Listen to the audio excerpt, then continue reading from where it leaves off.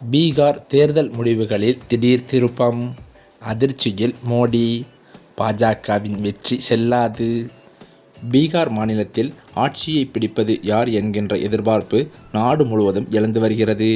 பீகார் சட்டப்பேரவை தேர்தலுக்கான வாக்குப்பதிவு 2ஆம் கட்டங்களாக நிறைவடைந்த நிலையில் நேற்றைய தினம் வாக்குகள் எண்ணப்பட்டு முடிவுகளும் அறிவிக்கப்பட்டது. மொத்தம் 243 சட்டமன்ற தொகுதிகளை கொண்ட பீகார் மாநிலத்தில் முதல் கட்டமாக கடந்த 6ஆம் தேதி 121 தொகுதிகளில் வாக்குப்பதிவு நடைபெற்றது. இதில் 65.09% வாக்குகள் பதிவாகின. அதனைத் தொடர்ந்து மீதமுள்ள 122 தொகுதிகளுக்கான வாக்குப்பதிவு 11ஆம் தேதி நடைபெற்று முடிந்தது. 2ஆம் கட்ட தேர்தலில் 69% வரை வாக்குகளும் பதிவாகியுள்ளது. இது முதற்கட்டத்தை விட அதிகமாகவே இருந்ததும் குறிப்பிடத்தக்கது. மேலும் முஸ்லிம் பெரும்பான்மையுள்ள கிஷன்கஞ்ச் மாவட்டத்தில் 76.23% வாக்குப்பதிவு நடைபெற்றுள்ளது. இன்று காலை 8 மணிக்கு வாக்கு எண்ணிக்கை தொடங்கும் என்று அறிவிக்கப்பட்டிருந்த நிலையில் முதலில் தபால் வாக்குகள் எண்ணப்பட்டு பின்னர் மின்னணு வாக்குப்பதிவு இயந்திரங்களில் பதிவான வாக்குகள் கணக்கிடப்படும். மதியம் 12 மணிக்குள் எந்த கூட்டணி ஆட்சியை அமைக்கப் போகிறது என்பது தெளிவாகும் என தேர்தல் அதிகாரிகள் தெரிவித்து வருகின்றனர். பீகார் சட்டசபையில் ஆட்சியை அமைக்க 122 இடங்கள் தேவைப்படுகிறது.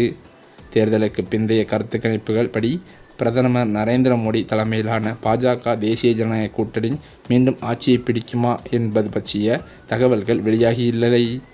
பீகார் முழுவதும் வாக்கு எண்ணிக்கையை மையமாக கொண்டு அரசியல் சூழ்நிலை பரபரப்பாகி வருகிறது. மேலும் பீகாரின் சட்டசபை தேர்தல் முடிவுகள் இன்று வெளியாக உள்ள நிலையில் இதுவரை நடந்த தேர்தல்களில் எந்த கட்சி வெற்றி பெற்று ஆட்சி அமைத்திருக்கிறது என்பது பற்றிய சில தகவல்கள் வெளியாகியுள்ளன.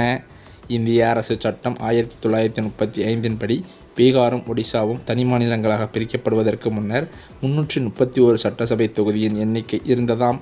பின்னர் 2ஆக பிரிந்ததும் பீகார் சட்டசபையின் பலம் 243ஆக குறைந்தது. தற்போது 243 சட்டசபை தொகுதிகளை கொண்ட பீகாருக்கு சட்டசபை தேர்தல் கடந்த 6ஆம் தேதியும் 11ஆம் தேதியும் என 2 கட்டங்களாக நடந்து முடிந்தது. 69% வாக்குகள் பதிவான நிலையில் நேற்றைய தினம் முடிவுகள் அறிவிக்கப்பட்டன.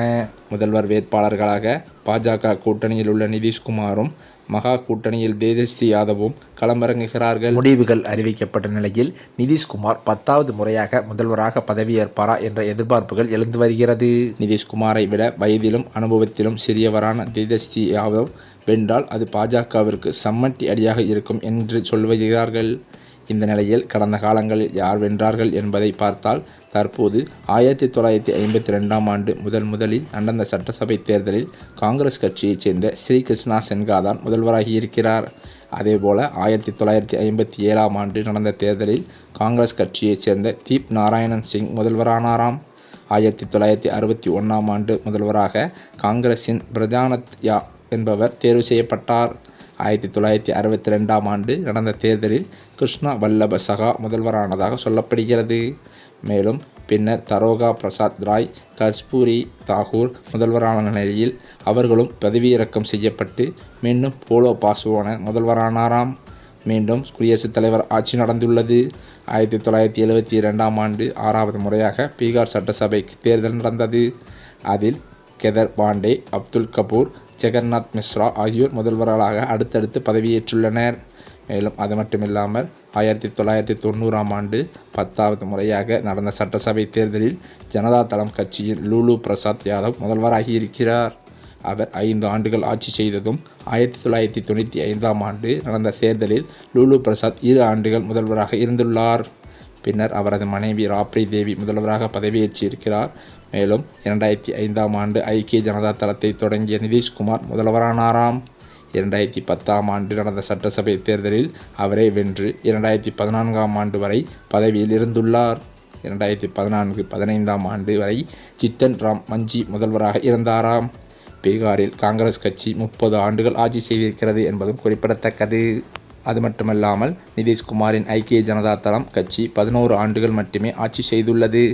எனவே இன்றைய தேர்தல் முடிவுகளில் அந்த வரலாறு திரும்புமா, காங்கிரஸ் அங்கம் வகிக்குமா, மகா கூட்டணி வெல்லுமா என்பதை பொறுத்திருந்துதான் பார்க்க வேண்டும். ஆகையால் இந்த பீகார் சட்டமன்ற தேர்தல் முடிவுகளின்படி ஆட்சி மாற்றம் நிகழுமா அல்லது எதிர்க்கட்சிகளுக்கு ஏமாற்றம் கிடைக்குமா என்பது பெரும் எதிர்பார்ப்பாகத்தான் இருந்து வருகிறது.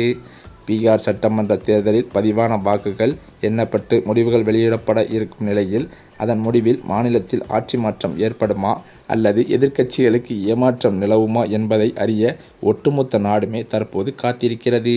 அதே சமயம் கடந்த தேர்தலை காட்டிலும் 9% அதிகமான வாக்குகள் பதிவாகி இருப்பதாக தகவல்கள் வெளியாகியுள்ளது.